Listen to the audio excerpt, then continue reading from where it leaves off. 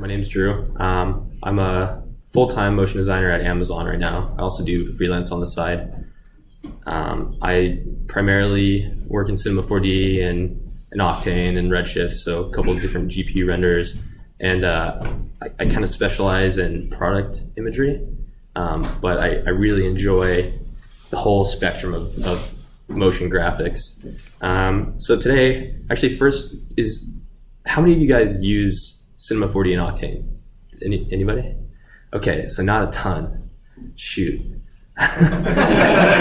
Yeah, so some of the stuff I'm going into might be a little technical, but there's like a good range of just kind of render engine and shader like theory, I guess, and like workflow stuff. So that being said, I guess I'll show my reel so you can kind of get an idea. It's a little outdated, but whatever. I won't make excuses.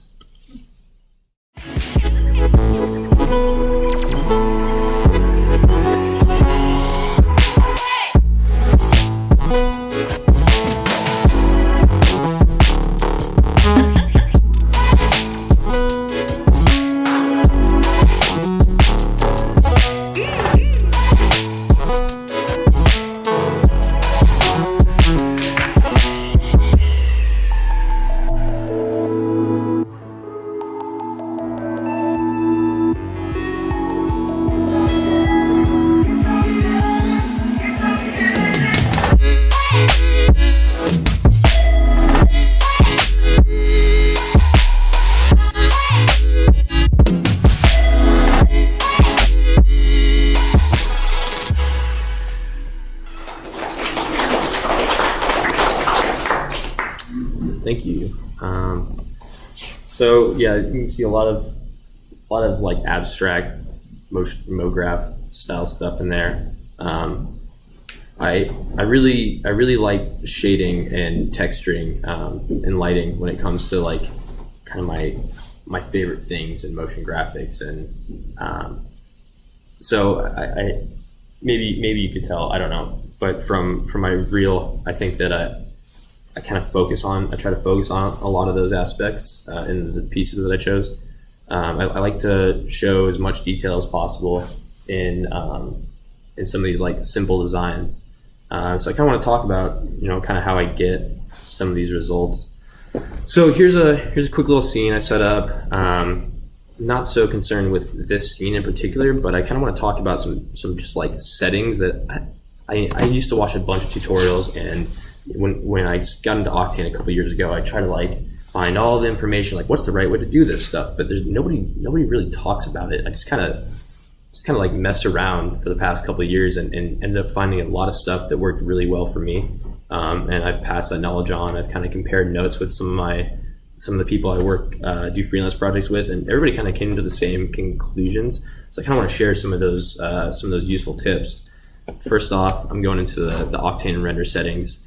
Typically, when I start a scene, I go straight into path tracing, which is a different way to like calculate global illumination. Again, sorry if this is like too technical. So if you know Octane, you can see the samples are pretty low. This is typically what I work at.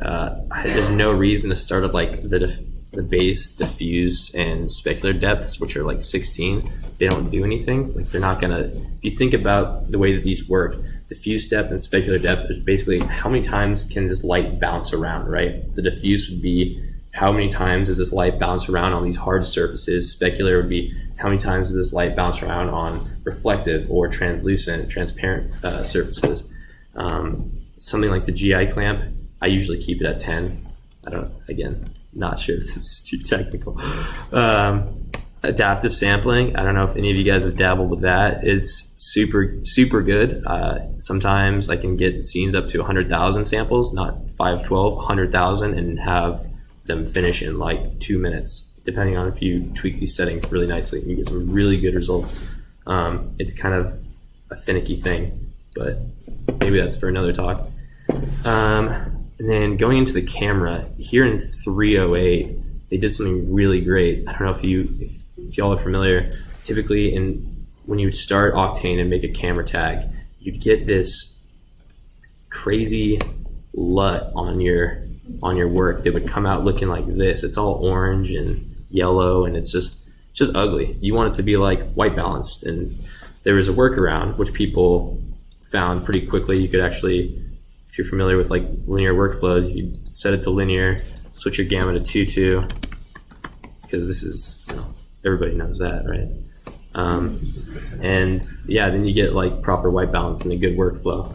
So I think this stuff is super useful, and if you're not familiar with it, I would definitely take note and work off that. Also, just that vignette that comes in at 0.3, just get rid of it. It's ugly. Add your own vignette. Here's some useful passes. I use pretty much every project passes. I'm talking about render passes. Typically, I'll work in EXRs with EXRs multi-layered. When you work in EXRs, usually you want to keep this tone map type to linear. I don't know why. In the newest version, you have to keep it on tone mapped. So some of the layers I use are the diffuse pass, which is just the light hitting these color channels. You'll see now the reflective pass is kind of weird looking in this one. The refraction, which I'm using a subsurface scattering shader. So that's why I'm getting this kind of result. Subsurface scattering, you can see what that pass looks like. Shading normal, which I think is super underrated. It's really great. I'll show you in a sec how you can use that. I use this object ID sometimes, not necessarily to isolate images or objects, but to kind of add some variety with different objects. And then finally, I don't use the typical object buffers because they're super slow in Octane. They're complete trash, honestly. So if you go down to the info pass, you can set up an object layer color, and then on your objects in your Octane object tag, you can strip select like 100% red, green, or blue value, and then isolate those in After Effects, which really quickly I'll just kind of show you. So I rendered that out earlier. You can kind of see like what these passes look like, reflection. You can do whatever you want with that. Add some more detail. Also, if you don't use this plugin, you should. It's the Video Copilot something or other. Anybody know what it's called? Console. Yeah. The FX console. Yeah, they just gave out an update. It's so good. It makes working in After Effects like every other compositing software. You don't have to like go and find the effect you want. You just type it in. Yeah, so like you can use reflective passes for like, that's kind of a neat looking glow. You can do the same kind of thing with this, add some more detail. Basically these passes, a lot, for the most part, you can just kind of like add more detail. This pass, like I was saying, the shading normals is great. If I shift the channels to like all be green, you can see now I have this, like I could use this as a matte, I could change it. I could screen this, overlay this. You can do so much with it. You get these different, the way normals work is calculating light information from different directions, right? Like I believe it's just front to back, left to right, and top to bottom. And so you're getting these different results basically for free, and you can use these or not. I mean, I think they're super useful. So this was I was talking about with this object ID. A lot of people are like, I tried to key this, it didn't come out right. Like, what's the point of this?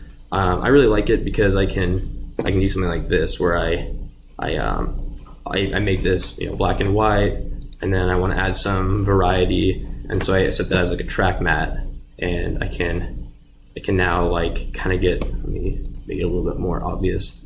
I can kind of get these like different results per object without having to go in and like render or make different materials. So I'm like kind of just offsetting the hue and saturation to get a little bit of variation really quick and easily. So that's kind of cool. What is this one? And then obviously this same sort of thing, you shift the channels, and then all of a sudden you have a matte, and you can use that to do whatever the heck you want, which is can be super useful. So that kind of covers that. Yeah. Question on the EXRs. Yeah. I've only used it a couple of times, but the files came out enormous. It was like 300 megabytes per frame. Oh yeah. Is that because I was using object buffers? Or like, So all right, here's why object buffers suck. and and these layer colors don't, because object buffers, every time you render like an object buffer that's in Octane, at least, it's like I want object buffers 1 through 7. It finishes your frame and starts another render for that object buffer, as opposed to this renders everything all at the same time, which is, yeah, it's a huge waste of time. So if anything, I would say, render 1 3 color matte, and then switch your colors to like different objects if you need to, and just render that out, because that way you're only doing 2 renders instead of like it would literally be 6 renders if you wanted that many mattes in object buffer form, if that made sense. But yeah, definitely feel free to ask questions. What's up? Drew, I had a question for you about the XRs. Do you normally kick out like 8-bit, 16-bit, 24-bit? 32-bit EXRs, yeah. And then the way that you access them is this extractor. I think was actually my next question. Yeah. Thank you for free. Yeah, so it just comes with After Effects now. I don't know if it always did, but yeah, you just double click it, and then all of a sudden you get like this list of different channels. So here I want my, actually, you know what, if something really cool also, it can say I want my object layer color, and it gives me this, but then I'm going back into that, and I want to shift all my channels in here to all be red, right? And all of a sudden, bam, I get this as like a nice clean matte that's all done just through this one effect, which, even though these are just image sequences, they are, since they're 32-bit, and when you start stacking effects on top of them, render times can get stupid. Like, and everybody knows After Effects is just like, it's terrible when it comes to like previewing your composites and stuff like that. It's just very, very slow. So the fewer effects, the better. Extractor can make that workflow a lot easier. There's also a couple other like processes, like an unmult, which is pretty good. Yeah. Do you have a question? Yeah, object layer colors are controlled by the object tag, right? Yeah. Is so that the only way to control it, or is there another way? No, that's the only way. So you actually have to put a Octane tag on it, and then straight up go into this object color and the object layer, and you can mess with these as well to get different results with like the instance ID. I believe it's one of these. I don't know. Just try out these object colors, mess around if you haven't. They're super good. It's really nice if they also take the depth of field and motion blur information into account, so you can get some really nice mattes. You don't have to. I'm a big believer that doing your depth of field and motion blur in camera, and especially something like Octane or Redshift, is like the way to go, as opposed to in post. You don't have the control, but it just looks so much better if you know exactly what you're going for. So yeah, let me move on. This one, which one is next? Sorry. This one might be a little technical. So there's this node in Octane called the random color node, and it's useful. One of the really lame things about it is that it only works with instanced objects. So I mean, right now I have these objects in a cloner, right? And if I turn off render instances, you see they're not randomizing the color. This is my shader right here, and all I have is the random color node in there, and this is the node. It's just a seed. So I've messed around with it, and I found some interesting ways to use it. I kind of want to show some of those. First off, you can do this. Cool, you got some variation, so you don't have to like duplicate your object to make a bunch of materials. You might say, oh, well, use a shader effect or something like that. Those things don't necessarily get along with Octane the best. So sometimes they work, most of the time they don't. So if you're able to work with instance objects, this can be really useful. Here's another example of what you can do with it. Again, really simple. Took just a texture of like a wood or something like that. It looks a little weird, but I just put this random color into the power of it, so it's offsetting the power from 0 to 1 essentially. That's all this random color node is doing, offsetting from 0 to 1. So it's giving a different power. Next one is this is something that I found that I was like super psyched on actually. You guys getting a little a little cluttered. Oh, that's not too bad. Okay, so I found that if I take that color information, that random color information, and I remap it with a gradient node to just be these hard black and white, then I'm getting like this variation. So with just one material in Octane, and yes, you can do this very easily with other render engines, but with just one material in Octane, I'm able to get different textures on these objects, right? And then taking it a step further, I'm able to take, a different random color node with a different seed, and I'm adding that on top of this first result that we have. You're getting some more color variation. So again, with just one shader, I'm getting a pretty good amount of variation in here. And this doesn't look beautiful or anything, but it's the fact that you're able to do this quickly without having to make a new texture and duplicate your object is pretty convenient. And then here's one more. So this is taking it again just another step further, where I did the same thing. I mixed two different textures. Actually, it's the same texture, just offset a little bit differently. And I'll zoom in in a sec so you can see in detail.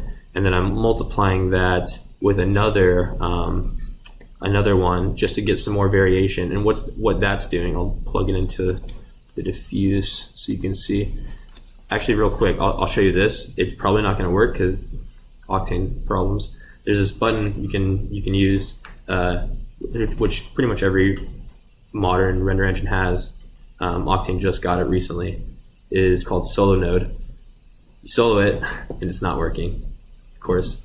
But sometimes it does work, and it's great. And then you unsolo, not by right-clicking on that node and saying unsolo. Maybe you can now, actually. You didn't used to be able to. You used to have to click in here. It drove me crazy for the longest time. I had to like restart my cinema so many times. Yeah, so what I want to show you is what this is actually doing. So it might be kind of hard to see, but what I'm doing is I'm offsetting this different texture and putting it into the bump.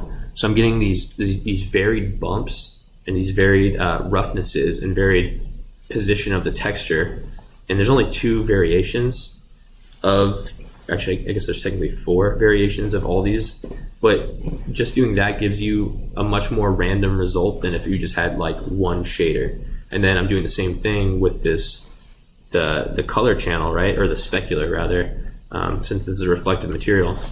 And then I'm able to get a bunch of variation with one shader, which is pretty handy. It can really come in handy when you're like, you have a short deadline and you need like your render just looks too uniform, and you can kind of get away with this sort of stuff. So that's cool. Maybe it's useful. Next, I want to talk about dirt. The dirt shader is sweet.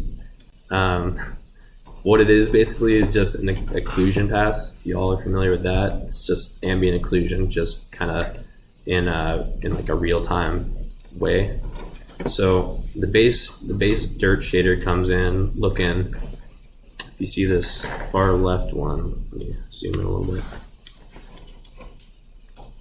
This far left one kind of comes in looking like this, nothing too interesting. I'm just remapping it with a gradient for some reason, I don't know why. And there's like two different kinds of normals. There's the standard, what it comes in as, and you can invert it and you get like this different result. So that's what the second one is, right? Is just the same sort of thing, just with the inverted normals. Here on this one, this is a really useful technique. I use it all the time. I think pretty much every Cinema 4D Octane Redshift artist uses this on everything, just because it like gives a little bit of variation, not necessarily to this extent. I kind of exaggerated it, but what this does is it kind of gives you some nice roughened edges without having to go in and paint it yourself and do all this higher end texture work. This is a very cheap and modifiable, if that's a word, way to do it. So all I did was I took that dirt, I kind of remapped it a little bit with this gradient. So essentially I'm using these gradients quite often as like a levels, right? and I'm putting that straight into the power. So without this, you'll see I just get this, right? And then by itself, I get this. But when I put that into the power, I get this nice result. I think I remapped it again just to give it a little bit harder edges. Yeah, I inverted it. So that's kind of cool. And then one of the topics I'm going to keep covering is like layering up your nodes. Whoops. I like to just build my nodes out like pretty deep, and it can get complicated, but if you keep it organized and once you get used to it, it'll make sense.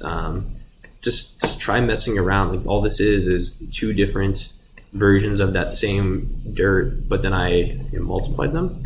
Yeah, just multiplied them together and remapped it. So just try different stuff. Try adding it. I wish there was a way to just like change this to add.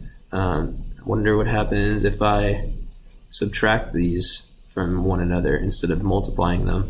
And they're, it's just working like a blending mode. I'm getting this result if I invert these. Kind of cool. These are different, more subtle results. Swapping these. Yeah, so I mean, there's some cool stuff you can get that you might not expect just by messing around the same way you would in Photoshop when you're messing around with blending modes and being like, oh wow, I didn't realize overlay was going to work this well here. Or, like linear color burn for some reason is useful now. So yeah, so this is really useful. Definitely mess around with dirt. I don't know why they call it dirt, but shoot, it's sweet. I want to talk about lights a little bit also. So I do a lot of, especially now in like my freelance work, I do a lot of device lighting, and it's tedious and it's kind of boring, but it can be fun. There's a little bug going on, so I'm gonna resend it. One of the best parts about Octane is bugs and crashes. I'm actually really surprised we haven't crashed. That's sweet. So yeah. So here's a little iPhone. I had to shade for the most recent freelance project I did, and I just straight up ripped the same kind of lighting technique that they did for the iPhone past generation. And something I keep finding myself doing is rather than, and a lot of times you might, when you're lighting a device, you might want to like go in and use an HDR of a like an actual studio light, like a softbox or something like that. I'm finding that I'm really enjoying just the straight up cinema gradients, like going in and let me disable some lights real quick so I can get my point across a little better. All right, so now we're just working with this this top light, right? And what I have in here right now is just like a radial gradient or circular gradient.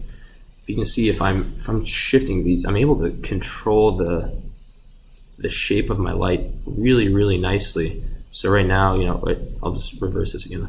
I can do this. I can animate these if I want to. I can animate the actual lights. Pull the camera back just for a second so we can see what the setup is. Yeah. So one sec.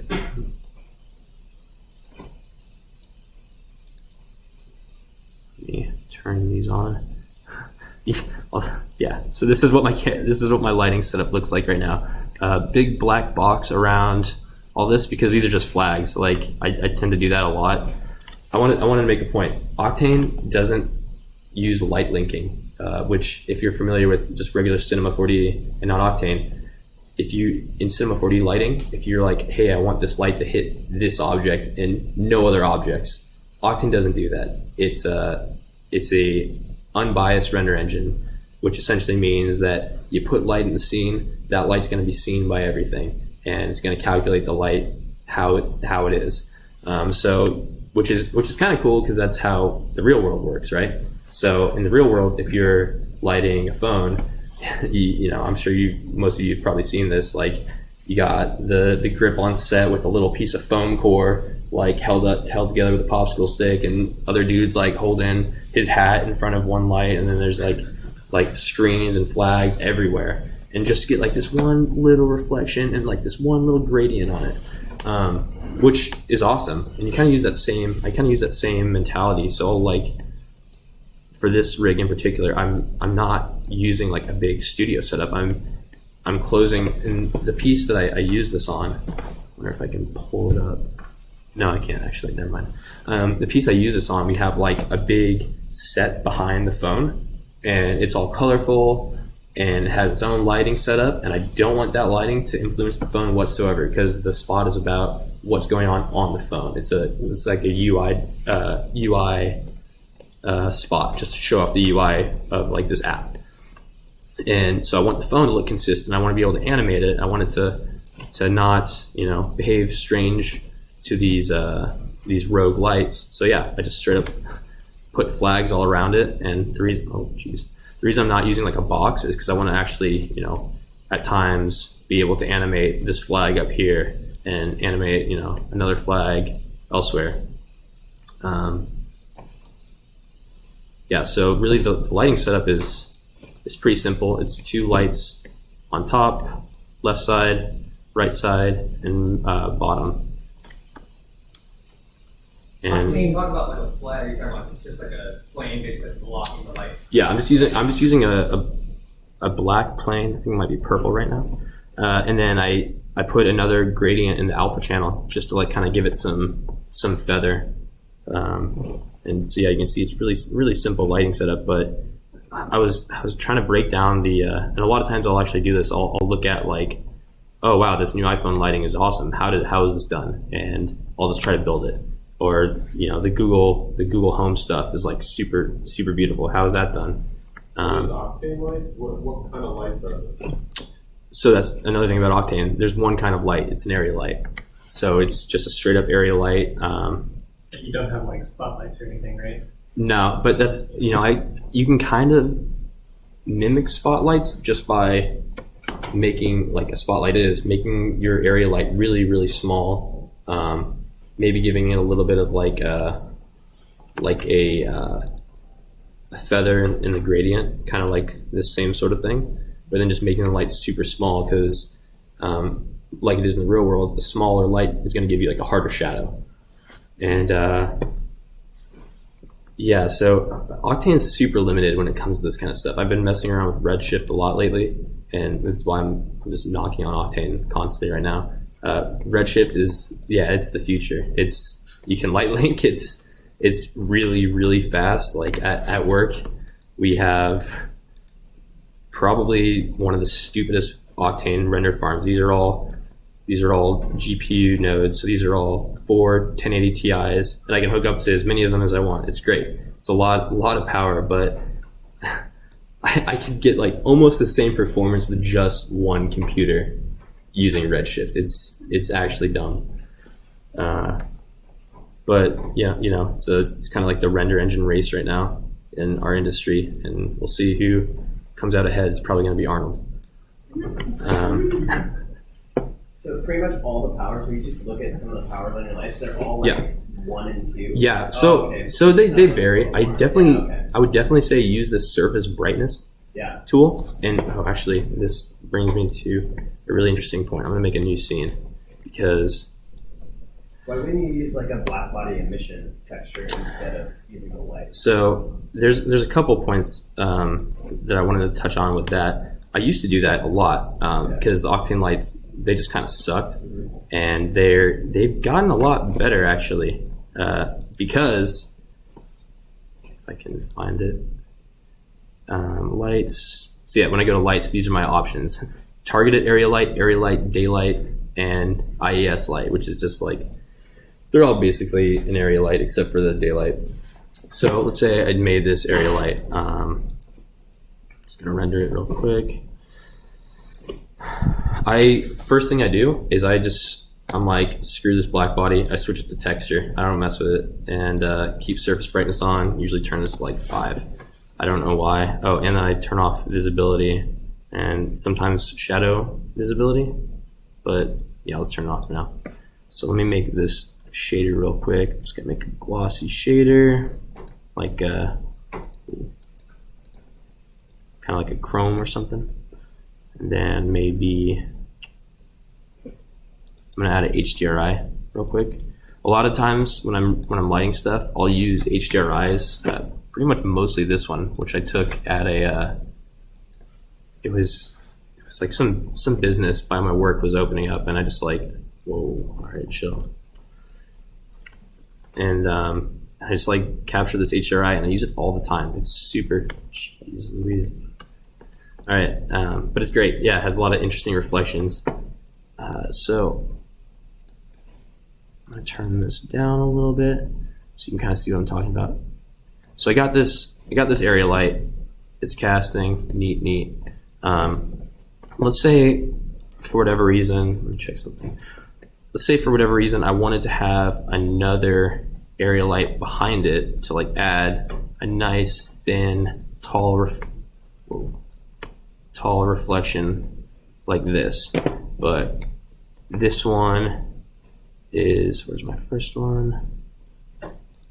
This one is like a really low value, and the one behind it I want to like be additive and not, I don't know if you can see it in here. It's actually like it's blocking that light, right? So you can see like this line isn't consistent. It's like this one is acting like a flag or a screen or something like that. Something you can do now, which is why I really like the default Octane Lights, is this opacity thing that they added.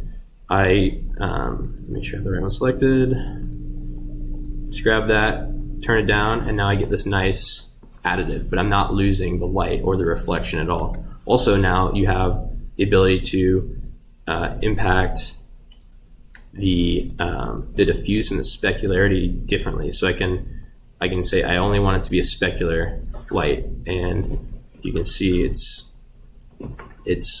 losing some value because it's not actually casting in the diffuse channel. It's only the spec, or the opposite, where now it's just getting hit with the diffuse, which sounds like it's not super useful, but it can be for some things. You can see I'm cranking this up and nothing's happening. But yeah, it's kind of like the main thing I wanted to touch on with lights is that don't be afraid to like sculpt them. And the best way to sculpt them, in my experience right now, is to take gradients, mess around with them like this. Let me turn this roughness down so you can really like get some really interesting results. Oh, and also that opacity, you can see in this reflection, my texture is coming through black. If you turn that opacity down in your Octane tag, it gets rid of that. So like adds an alpha to it, which is super nice. And you didn't used to be able to do that. Then you can, if you wanted to, you could go in here. Cool, I crafted my light the way I wanted it. This is the shape I want. But now I want to give it some more detail. I can actually use the Octane nodes, not in the actual node system, but I can go to here, start to multiply, go in here. I'm gonna go kind of quick. So what I'm essentially doing is I'm adding an image texture to multiply like an actual texture over it. So this is an HDR texture, but you'll get the idea. So now I'm actually getting some more variation, which can look really nice in your reflections. Some little nuances to get some more detail. So you can see there, it's like just a little bit more detailed than standard, right? Which can look really interesting because the real world isn't perfect, obviously. So when you have these like pure perfect lights, unless you're Apple, it's kind of questioned. So yeah, it's kind of a neat little thing. Right, layers. Like I mentioned, my whole mentality is like layer it up. Just go for it. Try something new. Maybe it'll look right. Maybe it'll look really bad.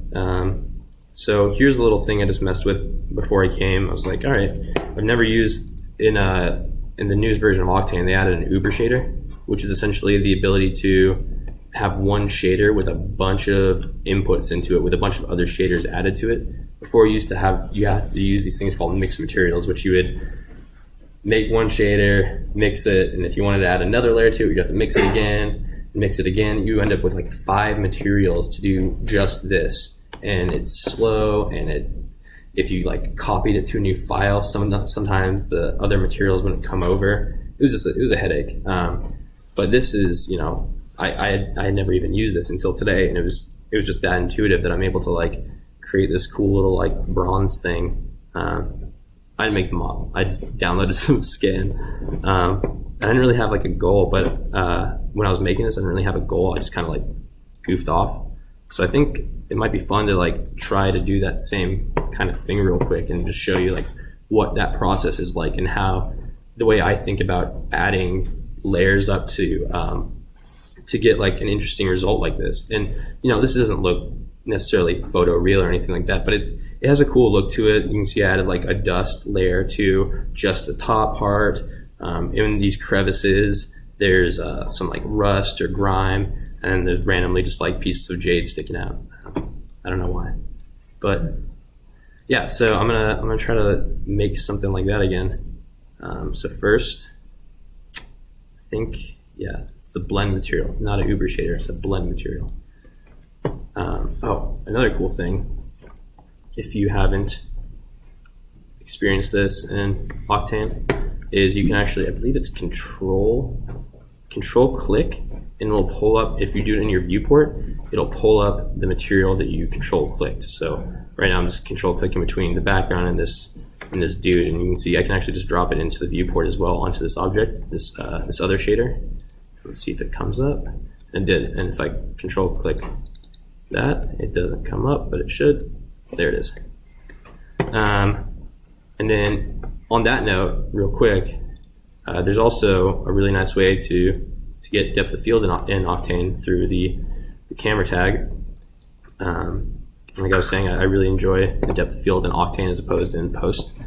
And it's as simple as control middle click to set your focus, and then go into this slider. And it's not like, if you're working at real world scale, it'll get pretty close to like the f-stop that you want and everything. I'm not working real world scale right now, so I have to like crank my aperture up to like 10 centimeters, which is an f-stop of 0.25, which, you know, give me that lens. Yeah, so if I can just crank this up, I can get these ridiculous results. But you know, you get this cool like miniature look. It's pretty sweet. Instantly, like compared to oh, another thing real quick, compare. There's this tool in the actual viewer called compare. Really useful. I didn't use it for a very long time for some reason. You can just store your render buffer. On that note as well, you can right click and say show in picture viewer, so you don't actually have to render anything out, and you just get your image sent right to the picture viewer. Super useful. So I'm now comparing A to B, which is the exact same thing. But if I go into this other camera, which is the same focal length, just depth of field, you can see I'm getting like this nice little exaggerated depth of field, which just adds some nice realism, just with very little effort. You'll see the daily kids on Instagram abusing this, and you know the drill. Is the control middle click the same as clicking F? Yeah, same as clicking the F. So yeah, on that note, there's this button, this F button for focus, and you click it, and let me turn this off. You click it, and you can just click around, but you have to remember to turn it off, which is kind of annoying. But like, if you just control middle click, you get the same result. Turn this off. Control middle click, you get the same result without having to like turn it on. So it's just kind of useful. Another thing that's super useful is this little lock key. So you hit the lock, then you're locked into like, it'll be like the regular resolution, the resolution of your output. A lot of times I'll just work this way and be like, I want to see it at this size, so it renders really quick. It's way easier than like scaling your window. If you have your window and if you have like your live viewer in another window or something like that, it's just pretty handy. What else is useful? This little guy in like render region, I guess. You guys probably understand this stuff. You already know that. So where was I? All right, getting back to layering stuff up. Let's layer this stuff up.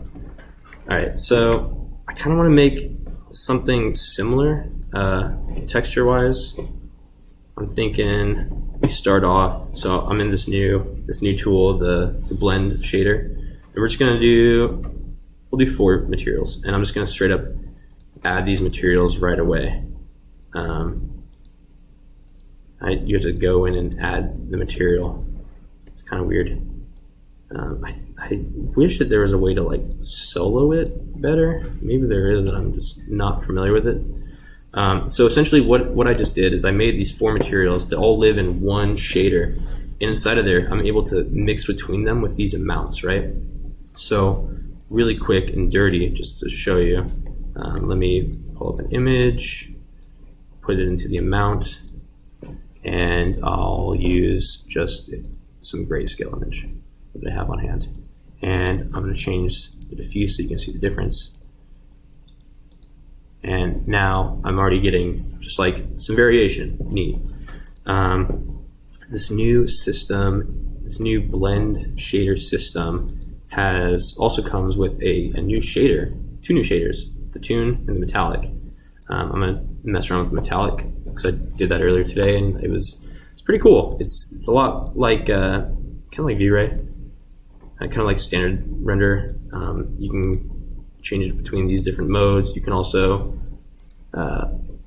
change your BRDF model, which I don't know what that means, but I know that GGX is something that I'd use in Redshift and in Arnold, so I'm going to use that. I think it's just the way that like the refraction is, or the reflections are calculated. So from there, all right, cool. Got this base just like chrome, because I'm thinking, all right, how would this object be built?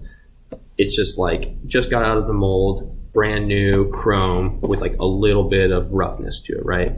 Cool. And then from there, I want to build up this material. I'm going to add some detail into some of the crevices. So I'm going to pull out that dirt node that we were talking about, make it all dirty, and you can see this is doing something. I'm just kind of playing with sliders. Is it useful? Maybe. I'm gonna invert it, and I don't really use the invert node that much, but I am going to use the gradient because it's super good. It's just a levels. Go in and invert it. Right click, invert. Cool. So now I'm getting some nice crevasses, and So the places that dirt goes to, it's based on the curvature of the. It's based on normals, normal direction, I believe. So yeah, the curvature. It's not quite like an occlusion or cavity, if y'all are familiar with those 2 maps, but it's a little different. Again, other engines have different ways of doing it with a little bit more control. The way you end up getting control and how to like manipulate this thing really nicely is using gradients and other ways of manipulating the raw dirt node. So this is kind of cool. I don't really know how I feel about the red, but I'm gonna roughen it up. I'm gonna change the red to like a kind of a brown, and okay, that's kind of neat. From there, I'm going to reattach one of these. I'm gonna use this amount to apply this another image I had. Actually, let's use a noise. Heck it all. All right, so we got a noise. I'm gonna move quickly and just kind of. What did I do? I just turned up the contrast to give it some nice obvious variation. That mode's fine. Can't really tell what color it is right now, so I'm gonna make it something obvious. So now I can see like where this noise is living, right? And I'm gonna add this transform node, kind of scale it down a little bit, and then bring my gamma up to give some more variation. And that's kind of cool. Looks a little weird, but we're not trying to get anything perfect. So from here, I'm gonna try out a different kind of shader. This is what's really cool about this is like typically when you're using these, when you would use the mixed materials in the past, a lot of this is a lot slower and it takes a lot more time to calculate than this one just blend material. And I'm finding this all out like at the same speed as you guys. I did just mess with it today. So I just changed this to a specular material, which is like a translucent, transparent material. And I'm gonna add this thing called a scattering medium, which is the way to add subsurface scattering into your shaders. One of the two ways. This is the preferred way. There's just more control. And what I'm doing is I'm plugging in some color nodes to manipulate the color. Let's see, blue. Bam. Okay, so I'm getting that same kind of result I had before now. I feel like the silver is a little overwhelming because I can't really see. I want to show you how I add like the dust, but I can't really see it, so I'm just going to go in and change that real quick. Going to change my spec to like kind of brown because gold is brown. Saturate. Cool. That's something. So now I want to add some dust to like this top, like the top of the object. And there's a really cool way of doing that with this thing called triplanar mapping. So just straight up, I'm just gonna pull out this triplanar node. And what's cool about this is when you're working in 3D applications, there's different ways to get textures onto an object. The main way is this thing called UV mapping, which it's like motion designers like shiver in like fear when that's mentioned. I don't mind it because I worked on game assets for a couple of years, so like I don't mind it. Doing it in cinema is terrible. I don't recommend that. But there's also other ways. There's ways like this thing called box mapping, which is essentially taking your object, projecting the image from all different sides, top, bottom, left, right, and forward, back, and putting that same image on each side. That's fine. Then you're left with these seams though, which can sometimes be very obvious and just make your object look super fake. This thing triplanar is, I don't know how new it is. It's new to the engines I use, but essentially it's taking that box mapping technique and just blending the edges together. That's great. That's super cool. There's also I'll kind of real quick show you what I mean by that. So if I take a very obvious texture like this wood and I apply it to this guy. Let's go home. All right, and I set this to single texture. And you see now I'm getting this texture all over the object. If sorry, forgot to add the projection node. Octane is a little tedious with like clarifying how like each image works. It wants you to be like, all right, this image, is set to this projection. Also, what kind of image is it? Is it normal? Is it an alpha image? Is it a float image? Float would be like black to white. How do you want it? Do you want it wrapped all the way around? Do you want it like mirrored? It's cool, but it's also can be annoying. So what I'm doing now is I'm using this triplanar mode to I don't know how well you can see it compared to like a box. It might just look the same with this object, but the idea is that I'm trying to find a seam. I think right here you can see a little bit of a seam, and so like this grain doesn't match up with this grain perfectly. What I can do with this triplanar mode is I can kind of feather that using this blend angle, which is like a falling angle. And sometimes it's going to make it like really obviously weird. Like you can see some of the grains now going over each other, but at the same time, it can be super useful. All right, so that's triplanar. Can you show that on a sphere? Like Totally, that's a top of a sphere? totally.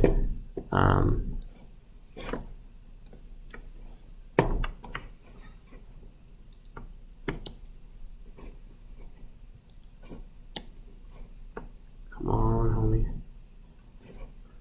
So here's what you're asking, right? Let me blow this up a little bit. Okay, so you can see now like how this triplanar is working, right?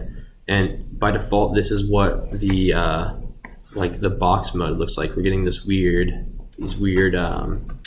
lines, these seams, but it's kind of nice that you can feather it a little bit to taste hopefully better than this. Something that's really cool, which I was going to show with the dust, is I can, let's say I just want to dupe this, right? And this is working really well in the X and the Z.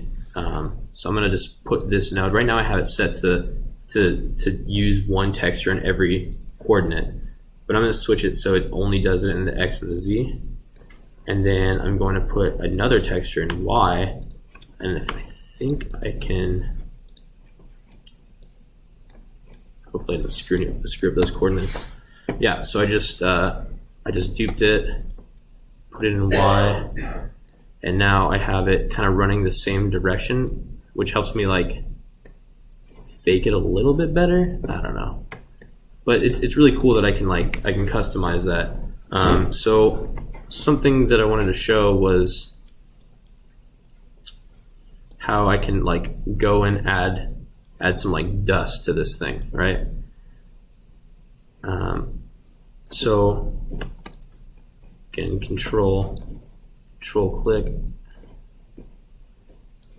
just put this somewhere it's not in the way. All right, so I'm going down to my last layer. Imagine this was the thing I was building before, and jeez, man. Having multiple monitors, also really good tip. So what I'm doing here is I'm actually just straight up mixing I'm doing that same technique where I use multiple images in a triplanar, but I'm using this like white dust only in the positive Y. So it's only sitting on top of the object, and then I'm able to like kind of blend that result down. So what you're seeing then is this dust chilling on the positive Y coordinates of these objects, and then without having to go in and UV this thing and do all this fancy mumbo jumbo, you can put some dust on there, and it's kind of cool. Like I use it all the time to not necessarily do like dust or texture things, but I'm like, I don't want to break up this parametric object that I have that I know that I want this texture on just the top of, right? So then I'll like inside of my material, I'll use a triplanar and just have one material on the Y or the X, and then another one on the other coordinates, and can be super useful. Let me pull something up. No. What is Mars, by the way? I saw that in your and stuff. Is that a company? All right, so Mars is a conference that my CEO puts on like by himself. He invites like 200 of these different disciplines. Mars stands for machine learning, automation, robotics, and space, and he invites like the best of the best in each of those fields to this conference in Palm Springs, and just like gives them this like lavish conference that's just all these geniuses together talking about stuff. And I don't know why it's not loading, but I have an older cut of it. We've for the past 3 years have worked on like kind of the design package of it, and it's not, we never make like an intro to the conference, but we kind of make like ambient visuals. So like in between these speakers, they just need something to live on the screen, and so we're making these like moving wallpapers that live in this like mid-century modern kind of style, which represents the place that the conference takes place, which is in Palm Springs at this hotel called the Parker. It's like super beautiful hotel, and here's some frames from it. In this back right corner, you can kind of see I'm able to like get this plywood sort of look with triplanar, so I'm not having to make like, I wanted to have these varied shaders, like these varied wood textures in between these like pylons or whatever, but I didn't want to have to make like 50 of them, right? So I made 4 of them, and each one of those had 2 different textures in them, like I was showing earlier. And then I always mixed it with this plywood on the X and the Z, so I don't have to like have multiple materials on a single object. It's pretty handy. Rendered a little bit quicker. Does anybody have any questions? Yeah. What kind of sample rate are you using for, let's say, the Yeah. last video? Yeah, so I was talking about that at the beginning. Let me kind of show you what I typically use. I don't really go over like 1024 unless I'm at work and I'm like, I don't really care, because we have like I showed, this is stupid. Nobody needs this. Nobody. Amazon, you don't need this. I promise you. But I'll take it. So yeah, the max samples, like this is how I usually work. That or 256. I always work in like the power of 4 for whatever reason. Diffuse depth, I never really go over 6, maybe 8 sometimes. Specular depth, I usually stay at 6 unless there's like translucent or specular materials, then I go to 8 or 10 maybe. GI clamp, I pretty much just keep at 10 all the time. I don't really go below it, otherwise you lose highlights. Adaptive sampling though, that's where things get interesting. I was saying at the beginning, I've gone up to like 100,000 samples on adaptive sampling when I like really finessed the threshold and the min samples, and I had like 100,000 samples render a frame in like a minute and a half, and it's crazy. It's super useful. These parallel samples, I think you're supposed to crank them up. I don't really know. Do you ever run into fireflies or hotspots or stuff like that when you're So sliding in a lower sample rate? best way to prevent that stuff is use the Octane Lights. Use the regular Octane Lights. Don't use black body. Use texture. Make sure surface brightness is on. Don't really go over 100. They used to have, they still do the sample rate stuff. It's really misleading. Like in every other render engine, sample rate on a light is like, hey, this is how many samples I want to be put in here. Not the case. If I have these 2 different lights and I want this one to be 10 times more effective on, like 10 times more samples are going to calculating that, I would change it to 10. And it's a ratio thing. So if this one was at 100 and I wanted it to be 10 times more, this one's 1,000. Doesn't make any sense. It's stupid. So I just leave everything at 1. As far as fireflies go, I feel like if you're working with like smaller, or like working in like regular scale world with not a ton of lights, and these settings I was talking about, and making sure that your camera imager stuff is all set to like this by default, you shouldn't really run into it too much. If you do, just crank the highlight compression, and hot pixel removal can be useful. I don't know. Sometimes I'll just work with highlight compression all the way up to begin with, and I'll just like work around that and like not get the really super detailed highlights, but then at least I don't have to worry about, anything blowing out or anything like that. Does that kind of helps?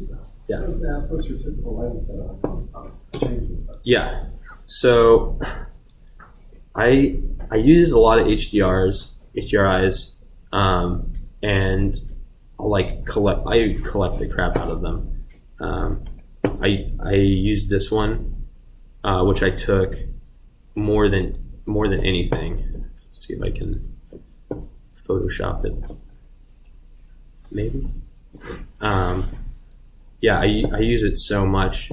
Pretty much anytime I find like a good HDR with like one directional light, like one kind of natural or like soft body directional light as like the main source, I'll use that, and then I'll like turn it down super far, and then add extra area lights to like kind of fill in areas that I'd like or help shape it that way. And then, like I was talking about at the beginning, I really like, where is it? I really like shading normals, this channel or this pass. I just find it to be super useful, because I can take my lighting and all of a sudden, like, you know, shift my channels to red and say, okay, this is now matte, so I can curve this down. Great, that's beautiful. Set this to Illumimatte and kind of like go in and relight my scene a little bit. Like, it's super useful, as well as a pass I didn't talk about, which is maybe I can show that real quick. This pass is called light pass. It's literally just breaking out the data from every light. And so if I have, I don't really have a good setup to show it off, but try real quick. Yeah, while that's rendering real quick, simple HDRIs, I think they're really good. Sometimes I'll go in and just blur the crap out of it because I don't want any detail. So I think I have like several different blurred versions of every HDRI that I use, to different degrees. Like this looks like it would be a really good HDRI to me, just because there's like this nice fill color in the wood. There's some details on the ceiling and the ground. This directional light lets me like very easily shape the lighting in the scene. And then, you know, if I wanted to fill in like a highlight right here, just really easily just put an area light right up there and fill it in. All right, so this might be rendering. Go to my multipass. Okay, so let's see if this is not rendering. Come on, dude. Cool. All right, so what's really cool about this is I'm setting up these light passes, right? And I can get a pass out of Octane that looks just like this, which is literally only this one area light right here. And then this is my ambient light. So this is my my HDRI that I have in the scene. And, you know, so this is them together, right? You can kind of see on the horse's like front part what it's actually doing, what this light is doing, as opposed to that. But like I can then comp all that myself. Super useful for device stuff. Anything you need a lot of care in, it's worth doing. I don't really do it for animations and stuff because it's just like extra data, not really worth it. But yeah, devices and stuff, man, this is a huge time saver, because a lot of times when I would work in V-Ray, I would render a device and then I'd be like, oh, actually I want this one highlight also here, but I'm not gonna like go in and balance all my lights to have that one extra highlight. I would just make another render of a black device with one light hitting that one specific area that I want, render that out, composite it. This lets me like put lights wherever the heck I want. And I can make like, I'm just gonna comp this whole image in post, and I'm just gonna be like, I want this highlight, I want this highlight, I want this highlight, kind of like a retoucher does a lot of times. Like a retoucher is like, I want a photo with the light this way, and I want a photo with the light this way, and I'll just paint it out. I'll make it how I want. Sometimes that's useful. Does light passes have to re-render it? Nope. Just one object buffers. Wow. For whatever reason with Octane, just object buffers. So avoid these render layer masks. They're terrible. Just get rid of them, Octane. So bad. Yeah. So when you're doing these device renders, are those generally stills, or do you have a camera move? I do a lot of end tags in my day to day. But then I wonder. The static. Yeah, those are typically static or like a slight camera move, and in that case, I can like really kind of customize how I want the the lights to look in post.